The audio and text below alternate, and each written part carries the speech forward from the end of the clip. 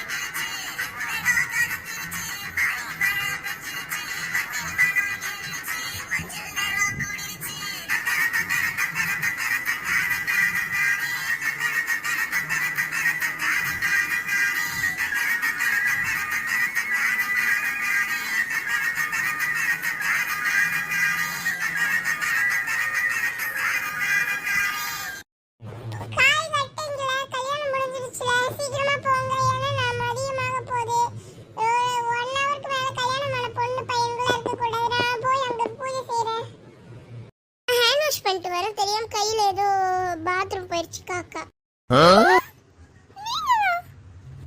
எப்படி உங்க அம்மன் கண்டுபிடிச்ச? பார்த்தாடி தெரியலையா? சித்தி அப்படிதான் போனாங்க, வந்தது இப்படி. என்னது இதெல்லாம்? அம்மா அது ஒண்ணும் இல்லம்மா. ஓ ஒண்ணும் இல்லாம நான் பார்த்ததெல்லாம் பொய்யா? நான் உன்னை எவ்வளவு நம்பினேன்னு தெரியுமா? என் பொண்ணு தப்பு பண்ண மாட்டான்னு நினைச்சேன். ஆனா நீ இப்படி திருட்டுத்தனமா போய் கல்யாணம் பண்ணிருக்க. நான் சொல்றேன், உனக்கு இவன் முக்கியம்னா இந்த தாலியை சுமந்துட்டு, நான் முக்கியம் இந்த காலியை கழட்டி வீசிட்டு வா. ஆனா என்னால இந்த தாலியை கழட்ட முடியாது. கழட்ட முடியாதுன்னா நீ எனக்கு பொண்ணு இல்லைன்னா உனக்கு அம்மாவும் இல்லை. இவைய மூஞ்சிக்கு முடிச்சிடாத. நீ அப்படி கூப்பிடாத. சமந்தி, அது ஒண்ணும் இல்லையே. நீங்க சொன்னதெல்லாம் பொய். உங்களை நம்பினதுக்கு நான் நம்பாமே இருந்திருக்கலாம். இதுக்கு மேல இந்த சொத்துல உனக்கு ஒரு பங்கு கூட இல்லடி. அம்மா பாத்ரூம் போயிட்டு வரதுக்குள்ள ஏன் இவ்வளோ ஷாக்கு? யாரோ கத்திட்டு போனாங்க. யாரு? அம்மா வந்தாங்க. அக்கா வந்தாளா? அப்புறம் அம்மா பேசிட்டு போயிட்டாங்க. என்னால் இப்போதைக்கு வீட்டுக்கு வர முடியாது. நீங்கள் அங்கே போய் அம்மாவை பார்த்துக்கோங்க. நான் சொல்கிறேன், அந்த ஷாலினியும் ராணியையும் நெருங்க விடாதீங்க அம்மாவை. சரி சரி. நீங்க எங்களோட கெஸ்ட் ஹவுஸ்க்கு போங்க. நான் வீட்டுல போய் பால்லாம் காய்ச்சி எடுத்துட்டு வந்துடுறேன். சரியா? ஆமாம், அவர் சொல்கிறது சரி. நான் வீட்டுக்கு போய் அக்காவுக்கு சகோதரன் படிச்சுறேன். நாங்கள் 2 பேரும்.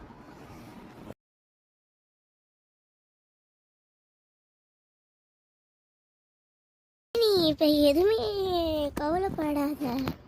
எப்படி ரகு கவலைப்படாமல் இருக்கிறது? நான் இப்போ அம்மா என்னைய வெறுத்துட்டாங்க. நான் என் அம்மா சம்மதத்தோட தான் நான் கல்யாணம் பண்ணணும்னு இருந்தேன்.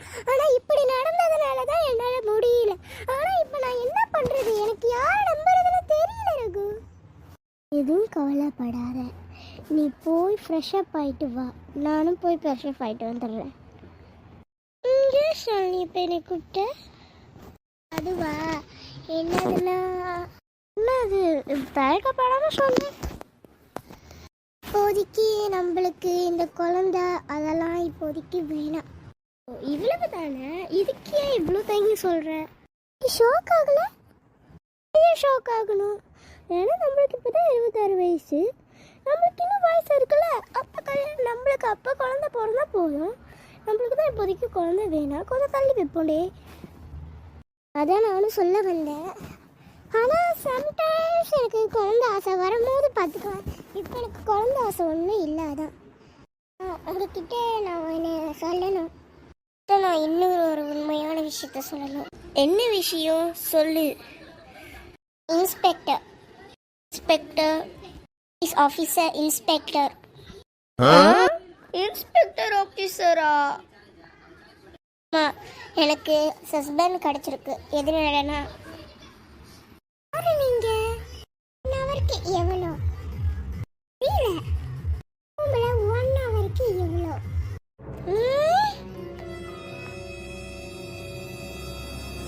எவ்வளவு தைரியம் இருந்தா இன்ஸ்பெக்டர் கிட்ட எப்படி பேசுவேன்? என்ன 2 கொம்பா முளைச்சிருக்கு. நான் யாருன்னு தெரியுமா? எம்எல்ஏ மகன். சட்டத்துக்கும் எம்எல்ஏக்கும் கட்டு போற போலீஸ் இல்லடா, அடாவடி போலீஸ். அதாவது ரவுடி போலீஸ்டா. என்னடி வர முடியுமா முடியாதா சொல்லு. இப்படி விட்டு வச்சா பல பெண்களோட வாழ்க்கையை சீரழிப்ப. இன்னைக்கு உன்னை முட்டிக்கு முட்டி கட்டி உள்ள வைக்கிறோம். மனசுல இவனை நினைப்பா நடடா மாமியார் வீட்டுக்கு. என்னடி பண்ணுவ? இப்படியெல்லாம் விட்டு வச்ச சரியில்லடா.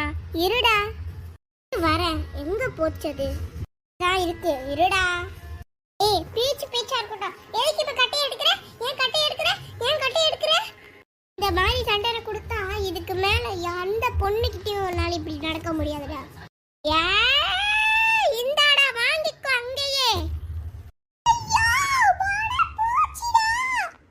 இதுக்கு மேல உனக்கு குழந்தைன்னு ஒண்ணு பொறுக்குமான்னு கூட தெரியலடா. ஏன்னா அடிச்ச போஸ் அப்படி. சாதாரண பெண் அடிச்ச அடிச்சிருந்தா கூட பரவாயில்ல, நான் போலீஸ். லத்தியில் அடிச்சாலே 10 மாசத்துக்கு பிறண்டு விழுவான். இது கட்ட ஓங்கி அடிச்சதுல 7 நாளா உனக்கு வாழ்நாள்ல குழந்தைன்னு ஒன்று பிறக்காதடா. அடிச்சுட்டல, இரு, உனக்கு இந்த வேலை கிடைக்காதடி. சொல்லிட்டு போனா எனக்கு கமிஷனர் ஆஃபீஸ்ல இருந்து வந்துச்சு, சஸ்பெண்ட் ஆக்கிட்டாங்க. நீங்க இன்னும் வாயை பழக்கிறீங்களா? வாடி, இதுக்கு மேல உன் பக்கத்தே வரமாட்டேன். ரகட் போலீஸ் போல நீனு. ரகட் போலீஸ் இல்ல, ரகடான போலீஸ்னா. பாய், நான் அரை உங்களுக்கு வேணுமா? என்னோட அரை போலீஸ் அரை. இது வரைக்கும் 400 கேஸு கிட்ட முடிச்சு வச்சிருக்கேன். தெரிஞ்சு அரை வேணா நான் சுருண்டு விழுந்துருவேன். தொடரும்.